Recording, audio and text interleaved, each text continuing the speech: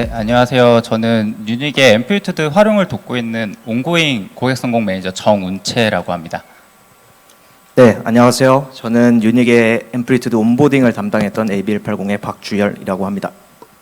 네, 안녕하세요. 저는 유닉의 그로스 파트를 담당하고 있는 마케터 김나영입니다. 네, 박수 감사합니다. 이번 세션에서는 콘텐츠 기업인 유닉이 감각에 의존했던 콘텐츠 전략들을 어떻게 데이터 기반으로 전환할 수 있었는지에 대해서 Q&A 형태로 이야기를 진행할 예정입니다. 그래서 콘텐츠 분석에 관심 있으신 분들이라면 좀 도움이 많이 되는 세션이라고 이해하시면 될 것 같고요. 일단 본격적으로 이야기하기에 앞서서 유닉을 잘 모르시는 분들을 위해서 나영님이 한번 서비스 소개해 주시면 좋을 것 같아요. 네, 저희 유닉은 2018년부터 우리가 시간이 없지, 세상이 안 궁금하냐? 라는 슬로건으로 뉴스가 너무 어렵고 복잡하다라는 문제를 쉽고 재밌는 콘텐츠를 통해서 이제 세상과 사람들을 연결해주는 저희 콘텐츠 플랫폼입니다. 크게는 정치, 경제, 트렌드라는 전체적인 카테고리 아래서 현재 약 150만 명 정도의 유저와 함께하고 있고요. 그리고 저희 시작은 이메일을 바탕으로 하는 뉴스레터로 출발해서 지금은 웹, 앱, 미디어 다양한 채널로 확장 중에 있습니다. 네, 이 고슴도치가 고슴이죠. 네, 많은 분들이 기억을 해주실 것 같아요. 사실 저희에게는 정말 몇 없는 콘텐츠 버티컬 고객사입니다. 그동안 이제 콘텐츠 쪽으로 확장을 시도를 많이 했는데 실질적으로 좀 모시기가 많이 어려웠었거든요.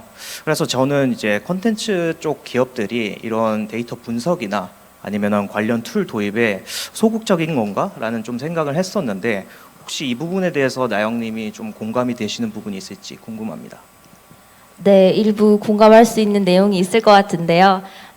콘텐츠는 아무래도 정성적인 부분이 강하다 보니까 우리의 성과가 숫자로 잘 표현될 수 있을까에 대한 의문이 있어요. 왜 콘텐츠를 보는 이유도 사람마다 다 다르고 명확하게 그 이유를 좀 설명하기 어렵잖아요. 그래서 이렇게 복합적인 부분이 많아서 데이터로 완벽하게 치환될 수 있을까에 대한 의문이 있습니다. 이런 생각들은 저희 일하는 과정에서도 이제 다른 분야랑 좀 차이가 나는 편인데요. 보통 IT 기업에서는 빠르게 실행하고 데이터 보고 개선하는 방식이 굉장히 익숙한데 저희 같은 콘텐츠 기업들은 아이디어와 기획이 저희의 핵심 차별화 포인트이기 때문에 이제 창작자 중심 문화가 굉장히 강해요. 그러니까 그 안에서 감과 직관에 의해서 의사결정하는 방법이 굉장히 익숙한 거죠.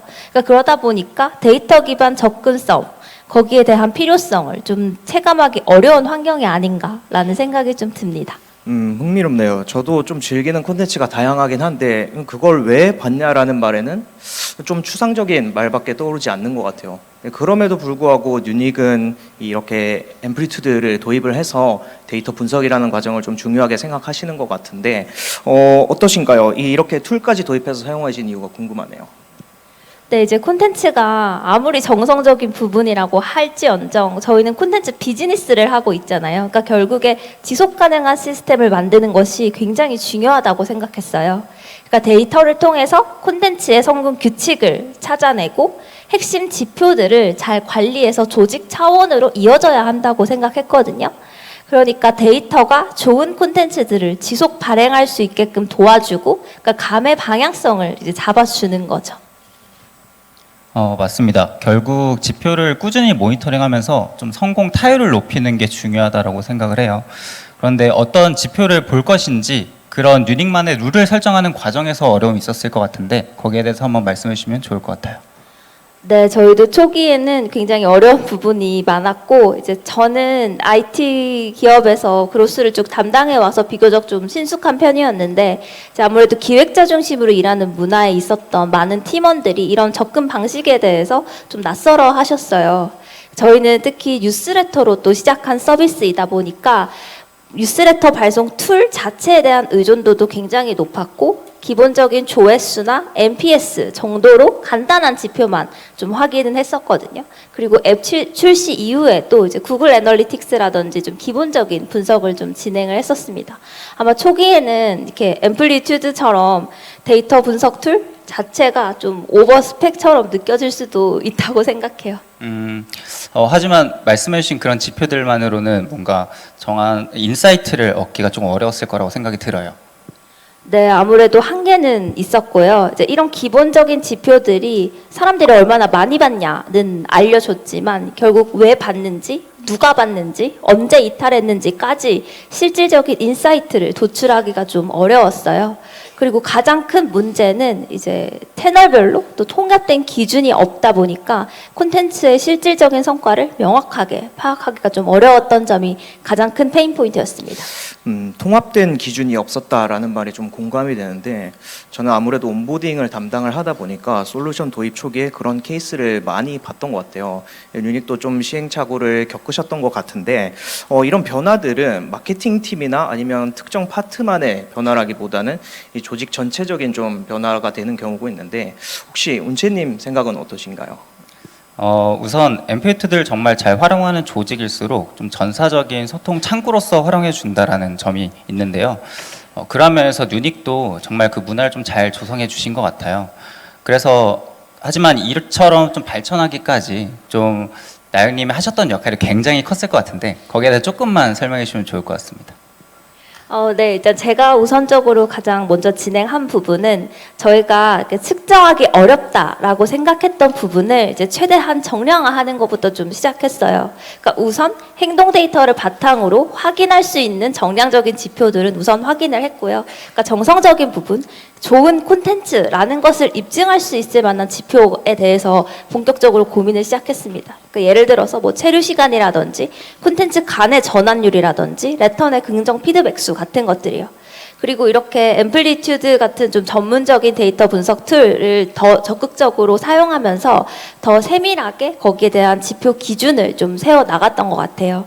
조금 설명드리면 이제는 가입 전환 전 읽은 콘텐츠 아니면 7일 내 재방문을 이끌었던 트리거가 됐던 콘텐츠들을 조금 살펴보면서 저희 서비스에 가장 도움이 되는 콘텐츠 유형이 무엇인지까지 좀 알 수 있게 됐던 것 같습니다. 뭔가 유닉의 콘텐츠 경험에서 영향을 줄 수 있는 지표들을 잘 정리해 주셨던 것 같은데요. 사실 이렇게 지표들을 정리하는 것에 그치지 않고 조금 더 활용하기 위한 어떤 역할들이 있었을 것 같은데 그럴 때 어려움은 없으셨나요? 그 통일된 기준을 만들어 둔 다음에 제가 그 다음 제일 노력했던 부분은 더 반복 관리될 수 있을 만한 시스템을 만들기 위해서 노력을 했는데요. 그러니까 전체적인 전사가 다 같이 보는 통합 대시보드를 먼저 구축을 했고요. 그리고 전 콘텐츠 라인에 UTM 네이밍 컨벤션을 통일해서 채널을 좀 한정적으로 체계적으로 관리하는 것부터 진행을 했어요.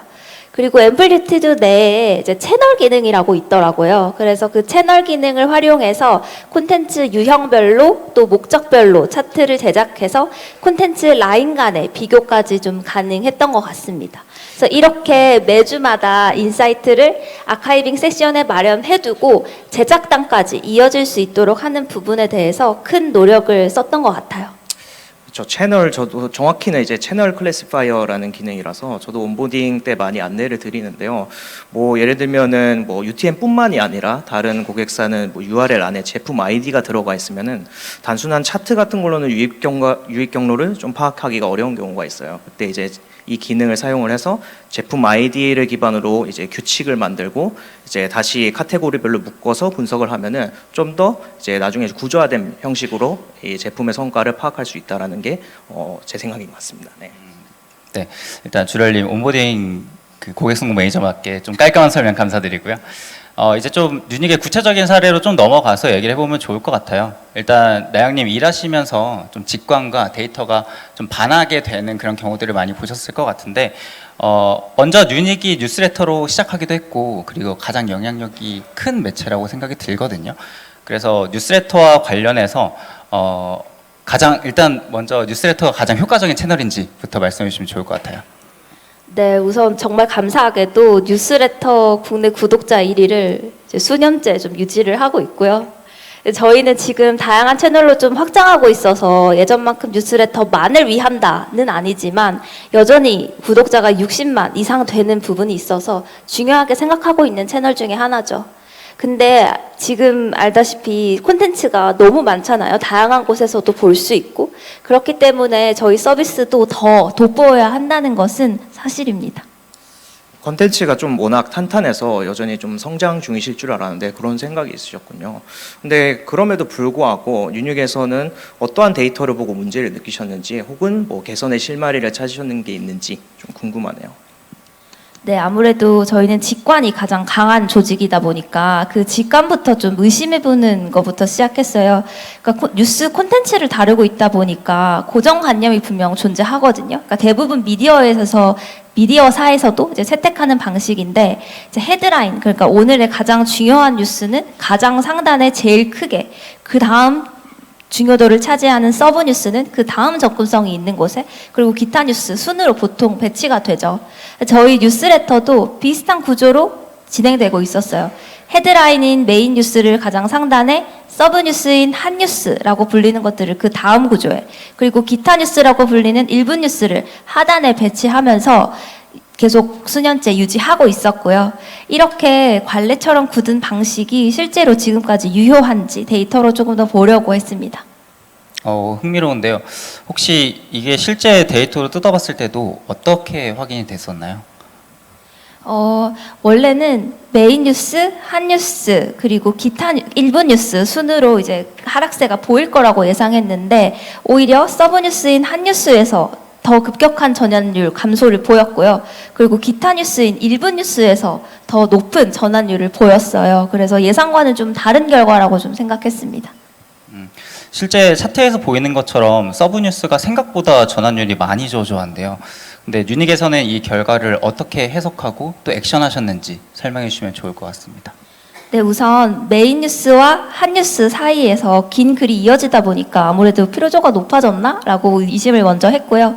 그리고 후반에 기타 뉴스에 대한 부분은 내용이 짧게 비교적 구성되고, 그리고 색감 있는 포인트, 이모지 같은 것들을 너치 포인트로 줘서 지금 진행하고 있거든요. 그러면서 좀 전환 성과가 튀었지 않나라고 생각했습니다. 그래서 짧은 뉴스인 일부 뉴스를 가장 상단에 배치해서 다양한 진입점을 좀 색감 있는 포인트로 활용을 했고요. 그리고 전체 이미지량도 한 2배 정도 더 늘려서 서브 뉴스 섹션에 이미지를 추가했습니다. 그리고 메인 뉴스 같은 경우는 오히려 이슈에 힘이 있다라는 것들을 좀 믿고 가장 하단에 배치해서 이 배치에 대한 A/B 테스트를 진행해 보려고 했습니다. A/B 테스트를 진행을 하셨었군요. 이 구조를 역전시켜서 사용자의 피로도를 낮추고 진입 장벽을 이제 허무는 데 있어서의 시도가 굉장히 인상적이었던 것 같아요. 특히 짧은 뉴스와 그 다음에 비주얼 요소 강화로 이제 전환 포인트를 앞단에 배치한 게 굉장히 영향력이 큰 것 같은데 혹시 결과는 어땠나요? 네, 다행히 저희가 세웠던 가설이 그래도 성공적으로 검증이 됐어요. 그래서 A/B 테스트 기간 동안 저희가 일별 그 평균 전환율이 1.4배 배치를 받고 나니 더 높았거든요. 지금 이 구조를 적용한 지 한 3개월 정도 됐어요. 그런데 이제 성장세가 완화되었던 이전과는 달리 요즘은 월별로 꾸준히 상승하는 흐름도 보이고 있어서 좋은 개선 사례라고 저희는 생각하고 있습니다. 물론 그것뿐만 아니라 수년간 유지되었던 구조들을 바꾼다는 게 사실 쉽진 않은데 뭔가 데이터를 보면서 확실히 설득할 수 있는 그런 명분이 있다는 게 좀 중요하다라는 사례로 기억이 되네요. 그 다음 사례로 좀 넘어가서 사실 뉴스레터로 시작하긴 했지만 유닉에는 사실 다양한 채널로의 확장도 시도하고 계시잖아요. 그렇기 때문에 다른 채널에서도 비슷한 그런 관행을 엎은 경우가 있었는지가 궁금합니다. 네, 이번에는 유닉의 콘텐츠 에디팅 방식에 대해서 좀 설명드리면 좋을 것 같은데요. 저희는 뉴스레터로 출발했기 때문에 모든 콘텐츠 제작 방식이 뉴스레터 포맷에 가장 최적화되어 왔어요. 그게 이제 SBAC라는 구조로서 이제 유닉의 문체이자 그러니까 아이덴티티 같은 거라고 할 수 있죠. 그러니까 예를 들어서 수학의 정석 같은 거예요. 유닉의 콘텐츠는 이렇게 써야 한다라는 부분이거든요. 가장 상단에 이제 유저가 읽을 이유를 간단히 요약을 해주고 그 다음에 이 사건이 일어나게 된 배경과 맥락을 서술해줍니다. 그리고 가장 하단에 앞으로의 쟁점 그리고 독자가 조금 더 생각해볼 만한 지점들을 넣어서 순서대로 작성하는 이 구조예요. 이 구조를 이제 여러 팀원들이 지금 돌아가면서 글을 작성하고 있고요. 이 구조를 지키는 것이 저희의 큰 원칙 중에 하나였죠. 그래서 여러 에디터가 계시더라도 뭔가 한 명이 쓰는 것처럼 좀 느껴지는 부분이 있었던 것 같아요. 네, 맞아요. 이 구조가 이미 많은 분들께서 사랑해주고 있는 그 구조이기도 하고 그 유닉다움을 만들어내는 요소 중에 하나라고 생각해요. 왜 일반적인 콘텐츠 마케팅에서는 왜 포맷을 바꾸는 것이 정말 일상적인 일이잖아요. 그런데 이제 저희 같은 콘텐츠 중심 서비스에서는 콘텐츠를 그렇게 유연하게 바꾸는 게 쉽지 않아요. 그러니까 왜냐하면 콘텐츠 마케팅에서 콘텐츠는 마케팅 도구로서 사용되는 거고 저희 콘텐츠 중심 서비스에서의 콘텐츠는 서비스 본질 그 자체이거든요. 그러니까 콘텐츠 안에 저희 브랜드 정체성과 그리고 사용자 경험까지 전부 녹아들어 있기 때문에 이렇게 함부로 바꿀 수가 없는 거죠. 아마 이런 부분들은 브랜드 중심 조직에 있는 마케터 분들도 많이 공감하실 내용일 텐데요. 브랜드 철학이나 감도를 잘 유지하면서도 이제 유입이나 전환 같은 숫자적인 기여를 해야 하는 이중 과제가 있다 보니까 좀 어려운 부분이 많습니다. 그래서 저희도 이 구조를 잘 유지하면서도 또 채널별로 그러면 어떻게 잘 확장할 수 있을까에 대한 고민을 좀 본격화했던 것 같아요.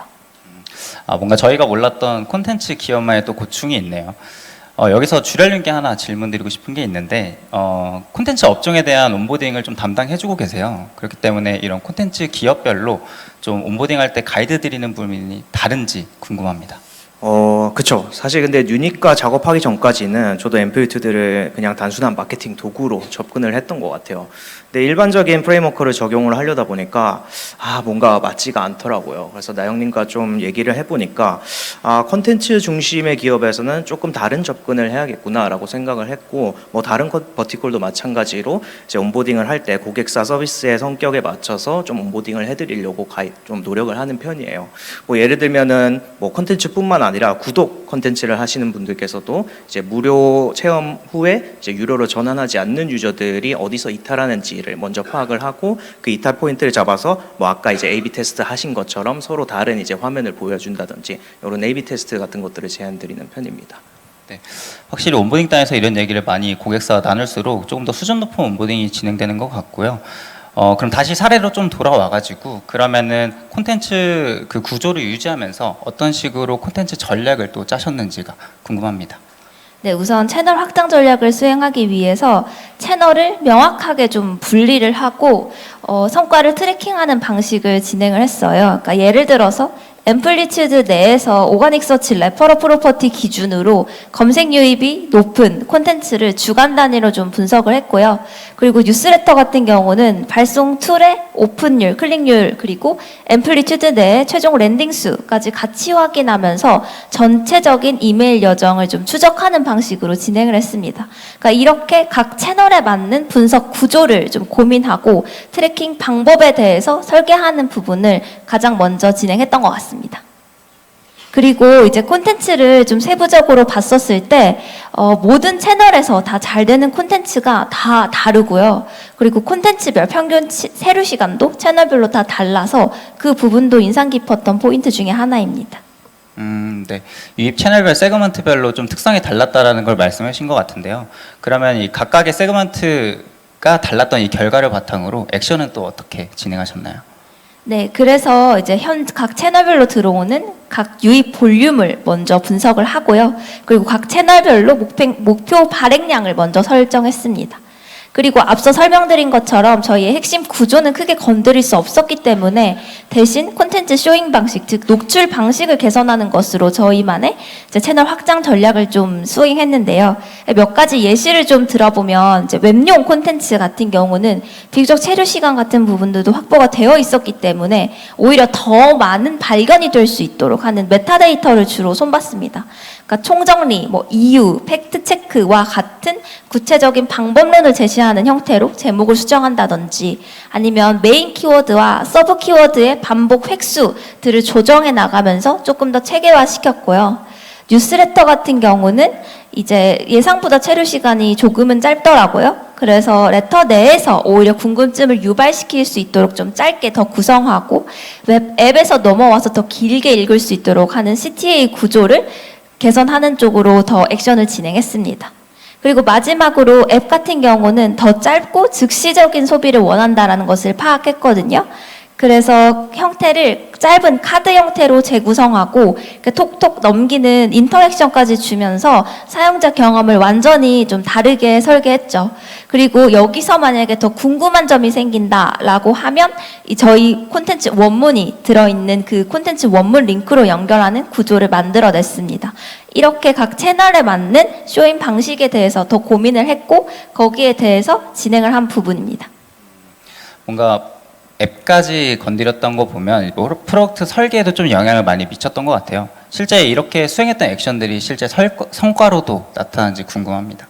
네, 이제 각 채널별로 유입 성과가 10% 정도 상승을 했고요. 왜 보통 유입을 늘리려면 페이드 광고비를 더 늘리거나 아니면 별도의 홍보 활동을 진행하는 경우가 많잖아요. 그런데 저희는 저희만의 채널 확장 전략을 바탕으로 좀 장기적으로 수행을 했을 때 추가적인 마케팅 예산 투입 없이 좀 주간 신규 유입이 최대 14%까지 증가를 했던 경우고요. 이렇게 그 기존의 관행들을 조금 비틀어서 또 새로운 확장 가능성을 볼 수 있었던 사례인 것 같습니다. 네. 여기 많은 마케터분들이 계셔가지고 좀 공감하실 수 있는데 뭔가 마케팅 예산은 동일한데 회원가입이나 최종 전환을 20%, 30% 늘려달라는 그런 요청을 많이 받잖아요. 이제 그럴 때는 좀 많이 당혹스럽기도 한데 기존 콘텐츠를 좀 개선해 나가는 방향으로 고민해 보면 너무 좋을 것 같은 그런 사례입니다. 네, 마지막 사례는 주렬님이 한번 소개해 주시겠어요? 네, 그럼 마지막 사례를 한번 보겠습니다. 이 방금 말씀 주신 것처럼 채널도 다양해지고 맞춤 전략을 적용하다 보니까 저는 운영 부담이 좀 걱정이 되는데 혹시 어떠셨나요? 네, 저희도 서비스 스케일업이랑 채널별 맞춤 전략까지 수행하다 보니까 좀 운영적인 한계가 좀 있었고요. 왜 AI 사용이 업계 화두 있잖아요. 그래서 저희도 올해부터 서브뉴스라는 그 발행 과정에 이제 AI 활용을 좀 본격화했습니다. 생산성을 좀 올릴 수 있었나요? 네, 목표는 기존 발행량 대비 2배 정도 늘린다라고 계획을 했고요. 그리고 그동안 쌓았던 콘텐츠 인사이트들까지 같이 포함해서 조금 더 안정적인 발행 흐름을 만드는 거에 큰 목표가 있었습니다. 앞서 기획 자체가 차별화 포인트라고 말씀을 해주셨던 것 같은데 이 콘텐츠 업계에서 AI 도입 굉장히 좀 흥미로운 선택인 것 같아요. 어떠세요? 이 꽤 도전적인 목표였을 것 같은데 AI를 도입을 하시면서 어려웠던 점은 없으셨나요? 네, 저희도 초기에 고생을 많이 했고요. 뉴스를 다루는 서비스이다 보니까 팩트 체크도 중요하고 또 저희만의 구조를 잘 유지해 나가는 것이 생각보다 쉽지는 않더라고요. 그래서 AI와 함께 같이 일할 수 있는 부분을 더 고민을 했고 포맷을 더 명확한 구조로 좀 변경을 해서 정형화 시켰고요. 그리고 핵심 내용을 담은 세 줄 요약 박스를 배치하면서 이제 에디터분들이 조금 더 AI와 생각 없이 그냥 술술 진행할 수 있도록 하는 AI 친화적인 포맷을 좀 만들었습니다. 그러면 실제로 계획했던 발행량의 2배를 달성할 수 있었나요? 발행량이 늘어난 만큼 성과도 좋았을지가 궁금합니다. 네, 실제로 저희가 계획했던 발행량 자체는 그만큼 늘어났지만 이제 건당 평균 유입률이 약 2,000건 정도 좀 하락했더라고요. 그리고 추가적으로 아티클로의 전환이라든지 아니면 체류 시간도 기대에는 미치지 못했어요. 그럼 기대가 컸던 만큼 실망도 컸을 것 같은데요. 이 AI 도입 후에 초기 성과가 오히려 떨어진 이유가 무엇이라고 그런 분석을 하셨나요? 네, 처음에는 단순히 AI 퀄리티 문제다라고 좀 생각을 했는데 여러 지표들을 좀 같이 뜯어보니까 초반 이탈률도 오히려 증가했더라고요. 그래서 AI 친화적으로 포맷을 변경했던 것이 오히려 콘텐츠를 더 딱딱하게 만들었지 않았나라고 좀 생각을 했습니다. 앞서 콘텐츠를 쉽게 바꿀 수 없다라는 말이 이제 생각이 나는데요. 이후에는 그럼 어떻게 개선 논의를 하셨는지 궁금합니다. 네, 그런 구조의 경직성부터 깨트리는 작업을 이제 진행했는데 이제 섹션은 분리하되 조금 더 말을 거는 형태로 다시 친화적인 구조로 바꿨고요. 그리고 세 줄 요약 박스를 삭제하는 대신에 조금 더 읽을 거리를 제공하는 것으로 분량도 조금 더 늘렸습니다. 그럼 성과도 개선이 되었나요? 네, 다행히 도입 전 수준의 이제 수준을 일부 회복했고요. 이때 느꼈던 건 AI 효율성과 그리고 사용자 경험의 사이에서 균형점을 잡는 것이 굉장히 중요하다고 생각했어요.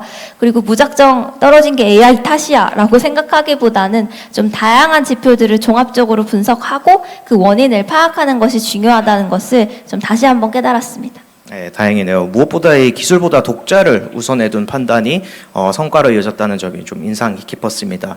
AI 도입 이후의 시행착오와 그다음에 이제 개선 과정을 통해서 어떤 배움을 얻으셨는지 좀 생생하게 들을 수 있는 사례였던 것 같아요. 네.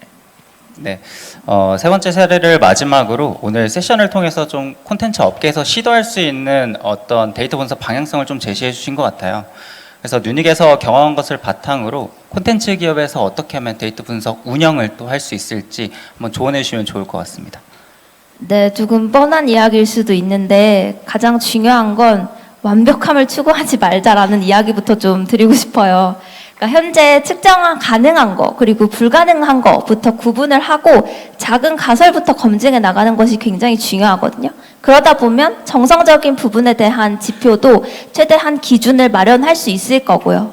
그리고 그리고 감에 의한 것에 의해서 진행되던 관례적으로 이행되고 있던 것들에 대해서 잘 찾아보고 문제를 정의하다 보면 큰 변화를 주지 않고도 더 개선할 사항을 또 오히려 그 안에서 찾을 수 있을 것 같아요. 그러니까 무엇보다 데이터가 감을 대체하는 게 아니라 오히려 더 정확하게 만들어주는 도구라는 것을 좀 같이 기억해서 진행하면 도움이 될 것 같습니다. 네. 그리고 오늘 말씀해 주신 사례를 들어보면 이제 콘텐츠 제작이랑 데이터 분석과 함께 협업하는 그런 구조들을 많이 설명해 주셨는데 콘텐츠 중심 조직에서 이런 협업 체계를 만들기 위해서 어떤 노력을 하면 좋을지 한마디 더 보태주시면 좋을 것 같아요. 네, 먼저 콘텐츠 팀과 그로스 팀이 서로 다른 언어를 사용한다는 것부터 서로 인정을 좀 해야 돼요. 그러니까 콘텐츠 팀은 지금까지 나는 감과 직관에 의해서 콘텐츠 잘 만들어 왔는데 갑자기 숫자로 증명한다는 것이 좀 부담일 수 있거든요. 그렇지만 앞으로 더 나아가고 지속적인 시스템을 만들기 위해서는 두 팀 간의 오버 커뮤니케이션을 조금 더 하더라도 서로의 맥락이나 이제 내용을 조금 더 이해할 수 있고 좀 열린 마인드셋을 가지는 게 오히려 더 중요하지 않나라고 생각합니다. 네, 마지막까지 좋은 말씀 감사드립니다. 오늘 참석해 주신 모든 마케터분들도 여기에 나와 있는 핵심 원칙 부분을 한번 곱씹어 보면 좋을 것 같고요. 마지막까지 이제 세션을 경청해 주신 여러분들께도 감사드리면서 이번 세션은 마무리하도록 하겠습니다. 감사합니다. 감사합니다. 감사합니다.